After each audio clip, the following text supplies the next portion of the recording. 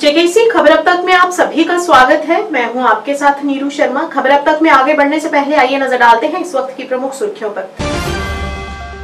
National conference के अध्यक्ष doctor Farooq Abdullah ने कहा कि धीरे धीरे सभी घोटालों की जांच होगी और अब जवाब देंगे।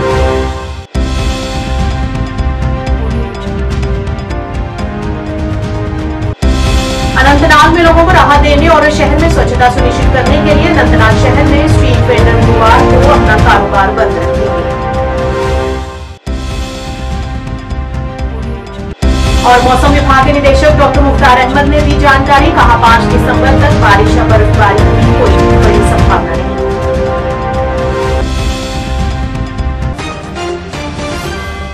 अब समाचार विस्तार से। नेशनल कॉन्फ्रेंस के अध्यक्ष डॉक्टर फारूक अब्दुल्ला ने आज श्रीनगर में मीडिया कर्मियों से बात की और कहा कि धीरे धीरे सभी घोटालों की जांच की जाएगी, चाहे वह जल शक्ति घोटाला हो या अन्य कोई और। वहीं इस दौरान उन्होंने आरक्षण नीति पर आगा रहुल्ला के हालिया बयान पर कहा कि वे मेरे भी सांसद हैं। लोगों की सरकार का कर्तव्य मामलों को सामने लाना और जवाब देना है। गुंडागर्दी का युग खत्म हो गया है। लोगों को ये बताने का अधिकार है कि हम कहाँ गलत हैं। उन्होंने हमें वोट दिया है और वे उम्मीद करते हैं कि हम उनके लिए काम करें। और इस दौरान उन्होंने अमेरिका में अडानी रिश्वत घोटाले पर भी बात की। नेशनल कॉन्फ्रेंस के अध्यक्ष डॉक्टर फारूक अब्दुल्ला ने कहा कि धीरे धीरे सभी घोटालों की जांच होगी और अभियुक्त जवाबदेह होंगे।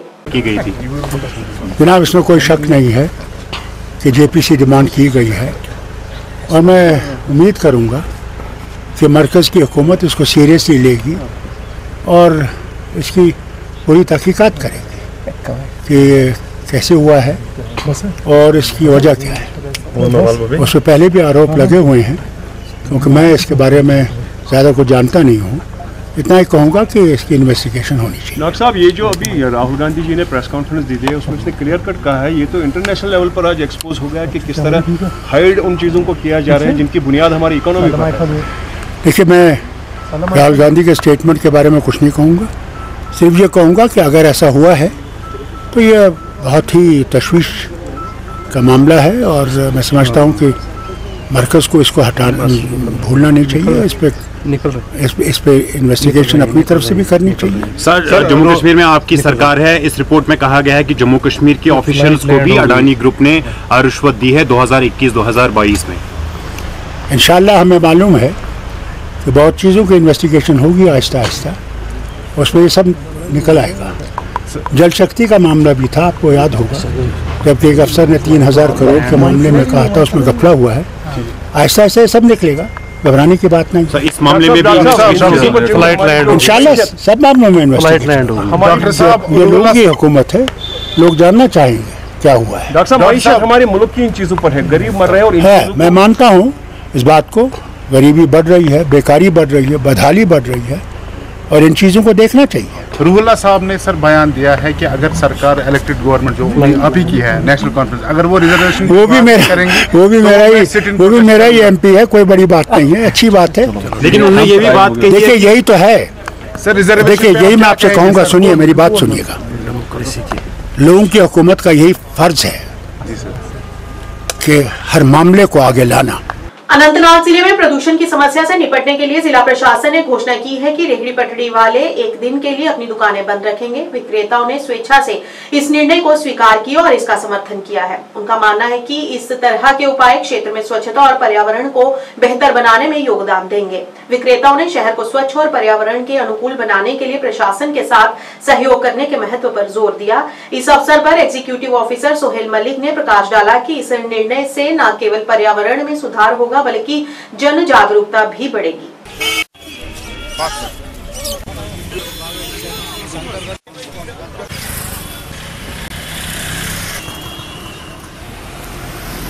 यहाँ पे एक शिकायत आ रही है कि वेंडर्स ने पूरी स्ट्रीट्स जो है वो चोक की हुई है और वेंडर्स ने एनक्रोचमेंट किया हुआ है रोड्स पे।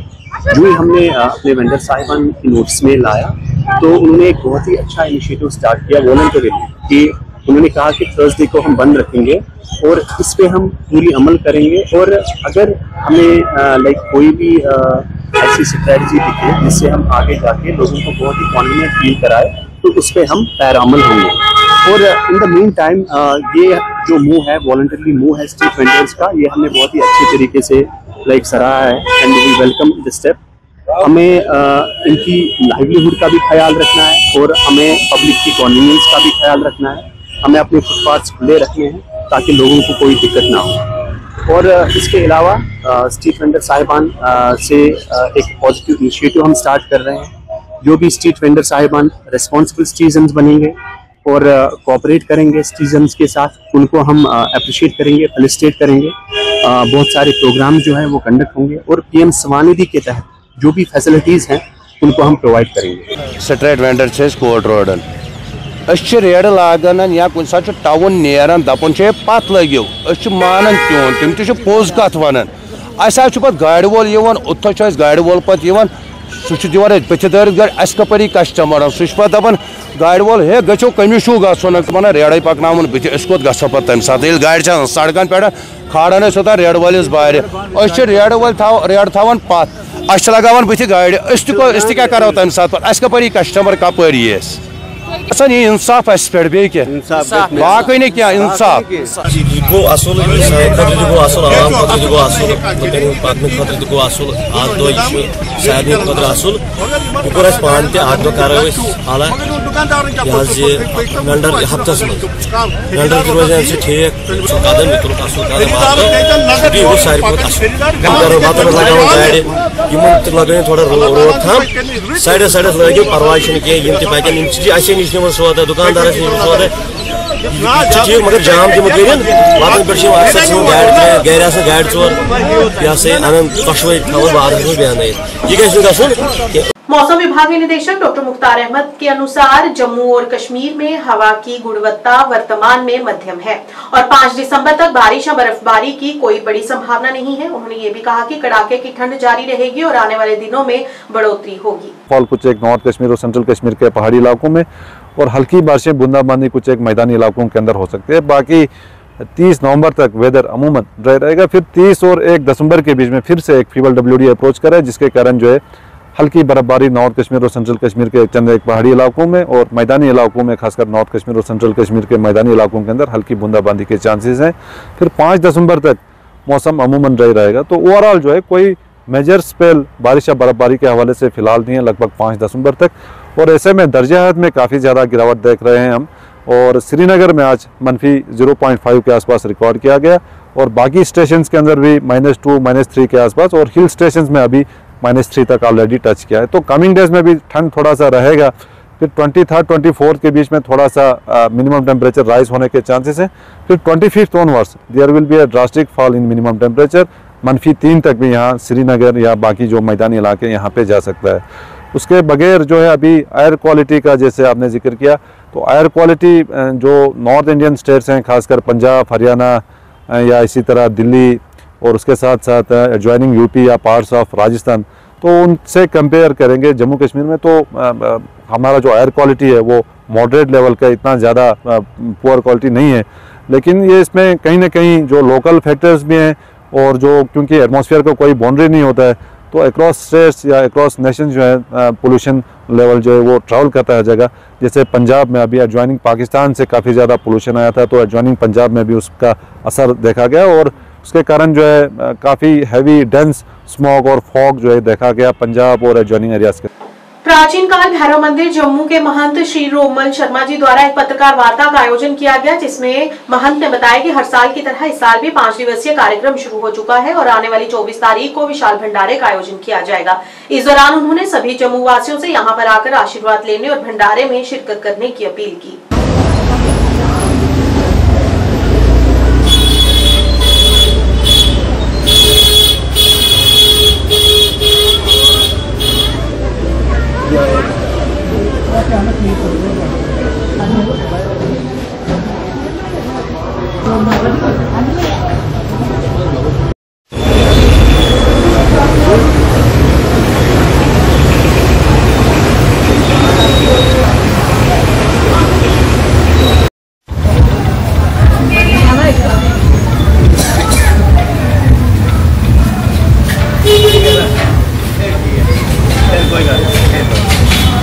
भगवान काल भैरव जी की जय हो। भगवान शिव के 5वें रुद्र अवतार भगवान भैरवनाथ जी की जय हो। आप जम्मू वासियों को ये जानकर अति प्रसन्नता होगी कि हर वर्ष की तरह इस वर्ष भी 5 दिवसीय जो कार्यक्रम हमारे भैरव मंदिर में चल रहा है वो बहुत ही धूमधाम से चल रहा है। 17 नवंबर को ये कार्यक्रम बाइकर्स रैली से शुरू हुआ था, उसके बाद जागरण, आज पीरों फकीरों का भंडारा, उसके बाद 52 बिरादरियों की मेल 23 तारीख को, उसके बाद 24 को विशाल भव्य भंडारे का आयोजन किया जाएगा। पूरे जम्मू वासियों से निवेदन है कि भगवान काल भैरव जी के मंदिर में आएं। साल में ये एक ही दिन आता है जिस दिन आप भगवान काल भैरव जी से जो मांगोगे वो आपकी मन्नत 110% पूरी होगी। भगवान काल भैरव जी जो भगवान शिव के ही 5वें रुद्र अवतार हैं।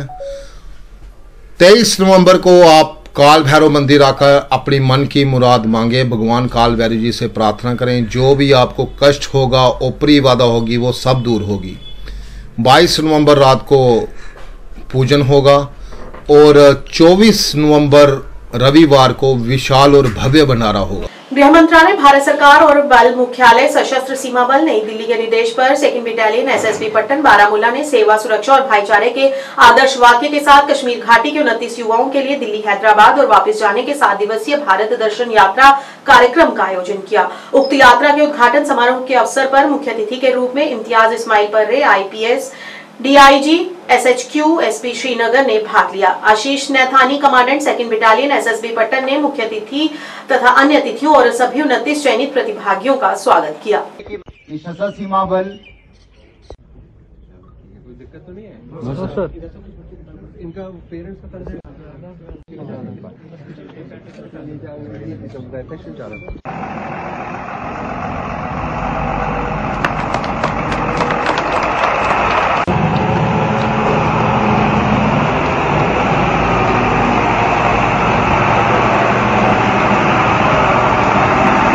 सिंह, भारतीय पुलिस सेवा, वरिष्ठ पुलिस अधीक्षक बारामूला,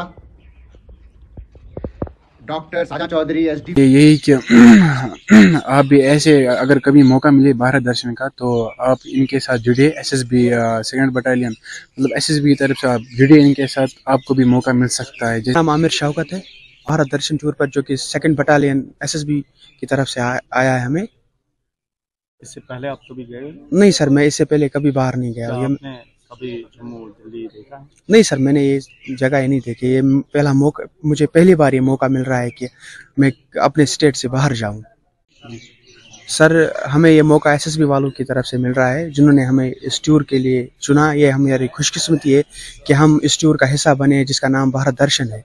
इस टूर में हम 2 जगह जाने वाले। पहले तो हम हैदराबाद जाएंगे, उसके बाद हम दिल्ली जाएंगे।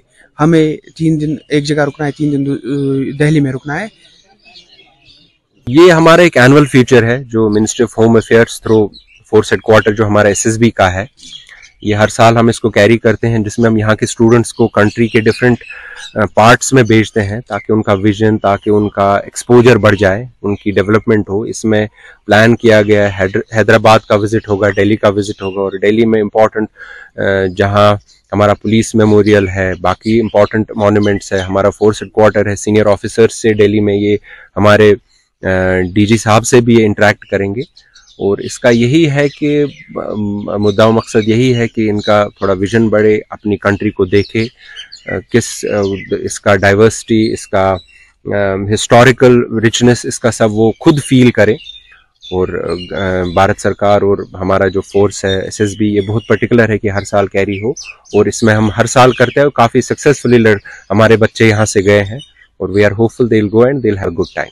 JKKVIB की अध्यक्ष डॉक्टर हीना शफी भट्ट ने आज श्रीनगर के सफाकदल में अल यामीन कंप्यूटर और कोचिंग सेंटर का उद्घाटन किया। उद्घाटन समारोह के दौरान डॉक्टर हीना शफी ने संस्थान के प्रमोटरों को शुभकामनाएं दी और कौशल और आधुनिक तकनीकी बारीकियों को एकीकृत करने वाली गुणवत्तापूर्ण शिक्षा के महत्व को रेखांकित किया। मुबारकबाद है, बहुत बहुत ज्यादा मुबारकबाद इरफान साहब।